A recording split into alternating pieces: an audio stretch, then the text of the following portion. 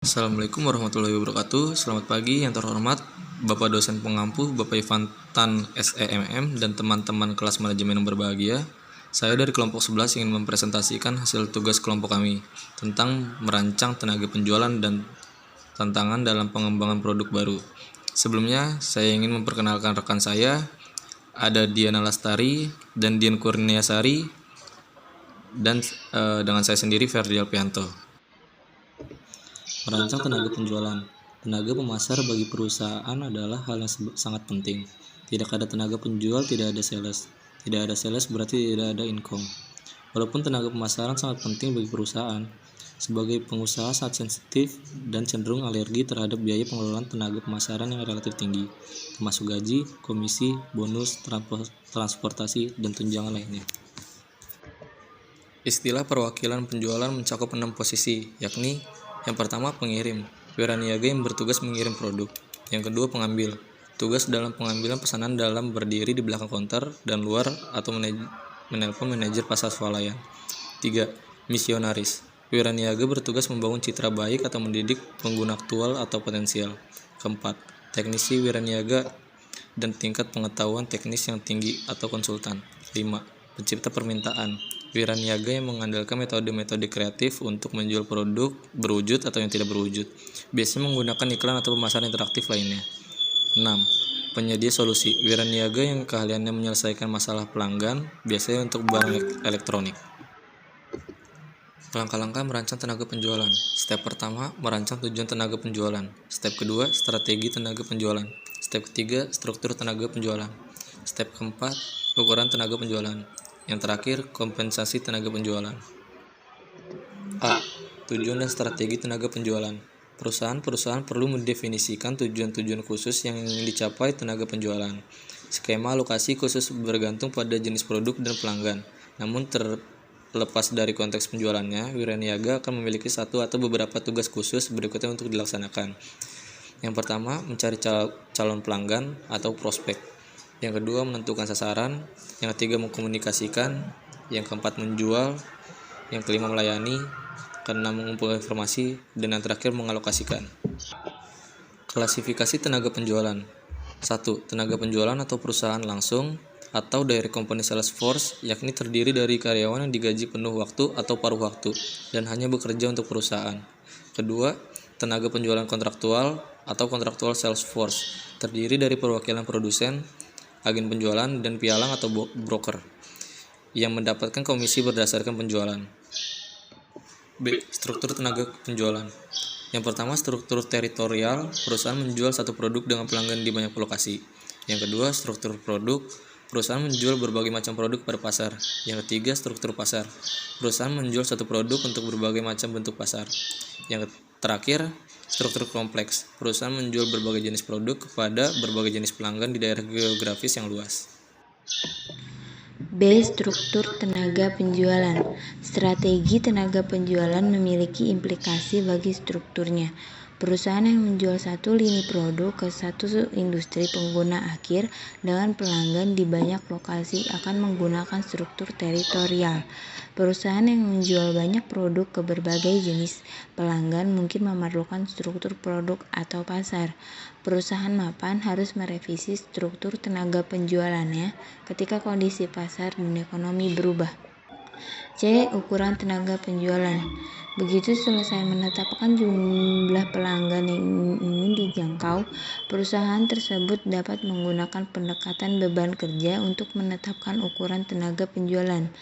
Metode ini terdiri atas kelima tahap, yaitu 1. Mengelompokkan pelanggan dalam kelas ukuran sesuai volume penjualan tahunan. 2. Menentukan frekuensi kunjungan yang diinginkan untuk setiap kelas pelanggan.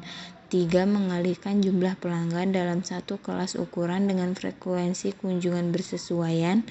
4. Menentukan rata-rata jumlah kunjungan yang dapat dilakukan wiraniaga per tahun. 5. Membagi total kunjungan per tahun yang diperlukan dengan rata-rata kunjungan tahunan oleh wiraniaga. D. Kompensasi tenaga penjualan. Ada 4 komponen kompensasi tenaga penjualan. 1. Jumlah tetap atau gaji. 2. Jumlah variabel dapat berupa komisi, bonus, atau pembagian laba. Ada 3. Jumlah pengeluaran, penggantian pengeluaran saat berpergian. 4. Manfaat, itu ada pembiayaan liburan, asuransi jiwa, asuransi kesehatan, dan kecelakaan. Kompensasi tetap memperoleh penekanan yang lebih besar dalam pekerjaan dengan rasio tugas non-penjualan dengan tugas penjualan yang tinggi. Dalam pekerjaan di mana tugas penjualan tersebut secara teknis memang rumit dan memerlukan kerja sama tim. Dan rencana kompensasi yang menggabungkan upah tetap dan variabel. Perusahaan-perusahaan mungkin mengaitkan bagian variabel upah wiraniaga dengan berbagai jenis tujuan strategi. Begitu sudah menetapkan tujuan strategi, struktur, ukuran, dan kompensasi, perusahaan tersebut harus melakukan pengrekrutan, pemilihan, pelatihan, pengawasan, pemberian motivasi, dan pengevaluasian perwakilan penjualan. Berbagai kebijakan dan prosedur menuntun keputusan-keputusan. 1. Merekrut dan memilih perwakilan penjualan. 2. Melatih perwakilan penjualan. 3. Mengawasi perwakilan penjualan. 4. Kaidah untuk kunjungan pelanggan. Kaidah untuk kunjungan calon, menggunakan waktu penjualan dengan efisien, memotivasi perwakilan penjualan, kuota penjualan. 5. Mengevaluasi perwakilan penjualan. A. Ada sumber informasi. B. Ada evaluasi formal. Tantangan dalam pengembangan produk baru. Sebelum kita lanjut ke materi berikutnya, sebaiknya kita terlebih dahulu mengetahui definisi pengembangan produk itu sendiri. Pengembangan produk adalah serangkaian aktivitas dimulai dari analisis persepsi dan peluang pasar, diakhiri dengan tahap produksi, penjualan, dan pengiriman produk. Untuk dapat membuat produk baru yang sukses, perusahaan harus mengerti konsumennya, pasar, dan kompetitor. Ada 3 fungsi utama dalam aktivitas pengembangan produk. Ada penjualan, desain, dan manufacturing. Yang pertama ada fungsi penjualan. Fungsi penjualan ini menyebabkan interaksi antara perusahaan dengan pelanggan. Secara khusus merancang komunikasi antara perusahaan dengan pelanggan, menetapkan target harga, dan merancang peluncuran serta promosi produk. Yang kedua ada desain. Desain ini memegang peran penting dalam mendefinisikan bentuk fisik produk agar dapat memenuhi kebutuhan pelanggan. Yang ketiga itu ada manufaktur. Berfungsi untuk bertanggung jawab untuk merancang dan mengoperasikan sistem produksi pada proses produksi produk. Fungsi ini melingkupi pembelian, instalasi, dan distribusi. Mengolah proses pengembangan gagasan. Proses pengembangan gagasan ini dibagi menjadi 2, yaitu ada mengajukan ide dan menyaring ide. Yang pertama ada mengajukan ide. Mengajukan ide ini dibagi lagi menjadi 2, yaitu ada mendengarkan ide dari mana saja dan teknik-teknik kreativitas. Mendengarkan ide dari mana saja bisa dari pesaing, ilmuwan, karyawan, anggota distribusi, dan manajemen puncak. Teknik-teknik kreativitas ada pemetaan kebutuhan, analisa-analisa, analisis morfologi, asumsi-asumsi, sifat perilaku konsumen, dan pemetaan cara berpikir. Yang kedua ada menyaring ide. Menyaring ide ini dibagi lagi menjadi 2, yaitu ada drop error dan go error. Drop error adalah kesalahan yang terjadi karena perusahaan meninggalkan gagasan-gagasan yang baik. Sedangkan go error adalah kesalahan di mana perusahaan mengembangkan ide-ide yang salah. Mengolah proses pengembangan konsep hingga strategi. Proses pengembangan konsep hingga strategi ini dibagi menjadi 6. Yang pertama ada pengembangan dan pengujian konsep. Ada pengembangan konsep, pengujian konsep, Berusaha menawarkan konsep baru kepada konsumen, lalu menghitung reaksi dan kemudian membuat kesimpulan. Menganalisis gabungan adalah metode untuk mengetahui kadar kesukaan konsumen terhadap berbagai alternatif produk.